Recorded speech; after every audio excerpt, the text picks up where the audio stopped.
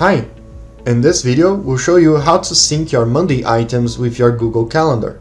Here we have a sample projects board where each item represents a different task for that project. The tasks are divided into their due dates, and we would like to sync these due dates with our Google Calendar so we can see this board's data inside our Google Calendar. To do that, we go to the date column, click on the three dots, select the column settings, and then click on Customize Date column.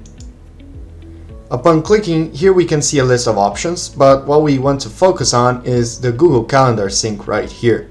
So click on Sync. Here we have the option to either just sync the items assigned to you or sync all of the items on this board. Since all of these items are being done by me, I'll select this option. Click on Sync. This will prompt you to connect to your Google account. Here I'll select my personal.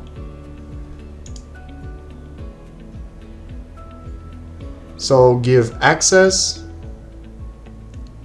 continue.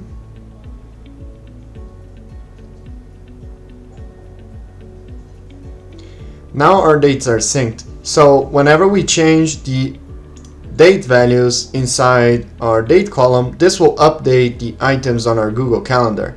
This is our Google Calendar account. We can see that here we have a list of calendars that we have in our account. Each date column that we sync with Google Calendar will add another calendar to our Google Calendar account. So this way we can separate by board the items that appear on our main calendar, right?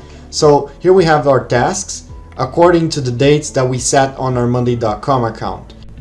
Also, an important note is that Monday.com is writing whatever we have in our Monday items as Google Calendar events, but if we edit the events from Google Calendar itself, for example, if we put planning task here on the 31st, if we go back to our Monday board, it won't edit the items back.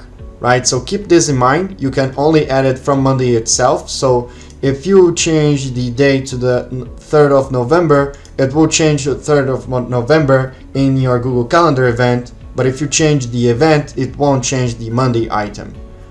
Just to keep in mind. When you don't add a time, it will be considered a full day event. When you add a time to your event, then it will be appearing on the timeline as a 30-minute event. Also, everything that we did for the date column, we can do the same syncing with timeline columns as well. So if we add a column here and we add a timeline column, if we go to the three dots here, click on the column settings and click on Customize Timeline column, we can see that we have the same option here, right? If we click on Sync and select again the option that is best for you, then it will sync with your Google Calendar account for the timeline column as well, right? So we just set up the new timeline column sync, right? If we go back to our Google Calendar account, it will add another calendar here. I think we have to refresh. So let's refresh here. And then it just added a work calendar timeline here. So this is our date column. And this is our timeline column. We can see separated. And that's it. This is how we sync date or timeline columns with our Google Calendar. I hope you enjoyed the video and see you next time.